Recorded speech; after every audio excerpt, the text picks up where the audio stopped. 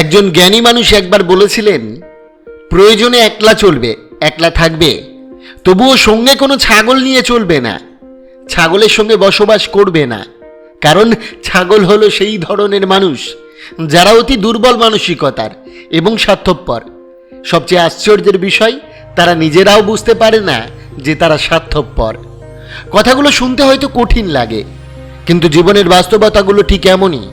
কারণ আপনার জীবনের সবচেয়ে বড় কষ্ট অনেক সময় শত্রুর কাছ থেকে আসে না, আসে আপনার খুব কাছের মানুষদের কাছ থেকে, যাদের আপনি বিশ্বাস করেছিলেন, যাদের জন্য নিজের সবটুকু দিয়ে দিয়েছিলেন, কিন্তু বদলে পেয়েছেন অবহেলা, প্রতারণা আর গভীর কষ্ট। তখন প্রশ্ন আসে, এমন মানুষদের সঙ্গে আসলে কি করা উচিত? প্রতিশোধ, ক্ষমা, নাকি নিঃশব্দে নিজের পথ বদলে ফেলা? আজকের ভিডিওটিতে আমরা জানব, যারা আপনাকে কষ্ট দেয় তাদের সঙ্গে ঠিক কিভাবে আচরণ করা উচিত। তাই ভিডিওটি শেষ পর্যন্ত অবশ্যই মনোযোগ সহকারে দেখবেন। নাম্বার 1, যে আপনাকে বারবার কষ্ট দেয় তাকে নিজের জীবনের কেন্দ্র বানাবেন না। অনেক মানুষ জীবনের সবচেয়ে বড় ভুলটি এখানেই করে। যে মানুষ তাকে সবচেয়ে বেশি কষ্ট দিয়েছে, সেই মানুষই হয়ে ওঠে তার চিন্তার কেন্দ্রবিন্দু। সকাল থেকে রাত পর্যন্ত সে শুধু ভাবতে থাকে, সে কেন এমন করলো, কেন বদলে গেল, কেন বিশ্বাস ভাঙলো, কেন আমাকে কষ্ট দিল। অথচ এই প্রশ্নগুলোর উত্তর খুঁজতে খুঁজতেই নিজের জীবনের সবচেয়ে মূল্যবান সময় নষ্ট হয়ে যায়। একবার ভেবে দেখুন, একজন মানুষ আপনাকে কষ্ট দিয়েছে বলেই সে কি আপনার জীবনের সবচেয়ে গুরুত্বপূর্ণ মানুষ হয়ে যায়? অবশ্যই নয়। আপনার জীবন কোনো একজন মানুষের আচরণের ওপর নির্ভর করে না।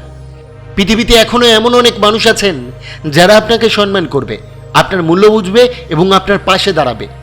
তাহলে কেন এমন একজনের জন্য নিজের হাসি, নিজের মানসিক শান্তি এবং নিজের ভবিষ্যৎ নষ্ট করবেন? যে আপনার চোখের জল দেখেও একবার ফিরে তাকায় না, সে আপনার ভালোবাসাকে দুর্বলতা মনে করে, আপনার ত্যাগকে গুরুত্ব দেয় না, সে কখনোই আপনার জীবনের কেন্দ্র হওয়ার যোগ্য নয়।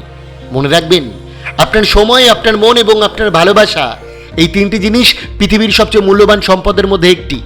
এগুলো এমন মানুষের জন্য ব্যয় করুন যারা আপনার উপস্থিতিকে আশীর্বাদ মনে করে, বোঝা নয়।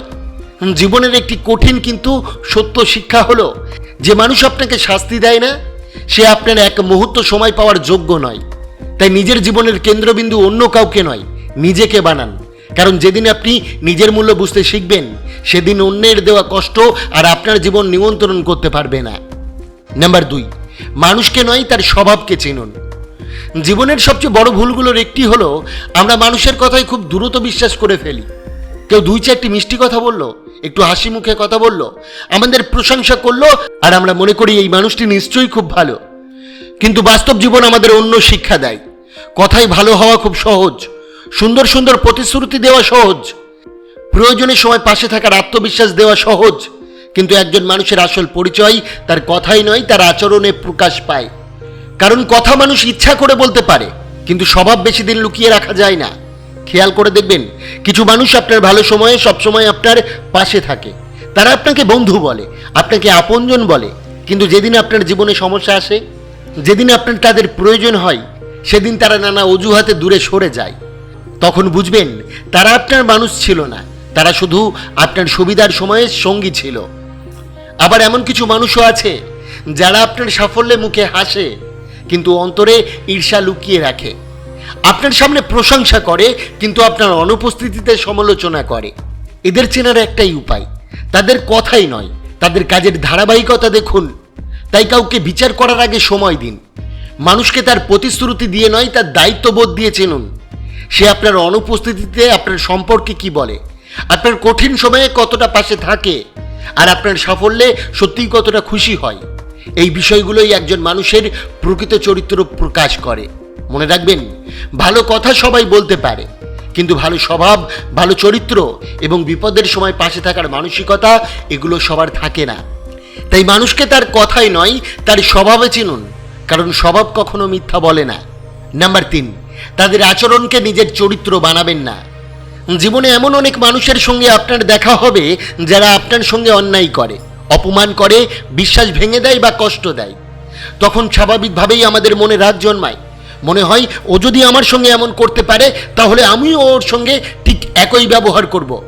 কিন্তু এখানেই একজন সাধারণ মানুষ আর একজন পরিণত মানুষের মধ্যে পার্থক্য তৈরি হয়। অন্য কেউ আপনার সঙ্গে খারাপ ব্যবহার করেছে বলে আপনাকেও সেই পথ বেছে নিতে হবে এমন কোনো নিয়ম নেই।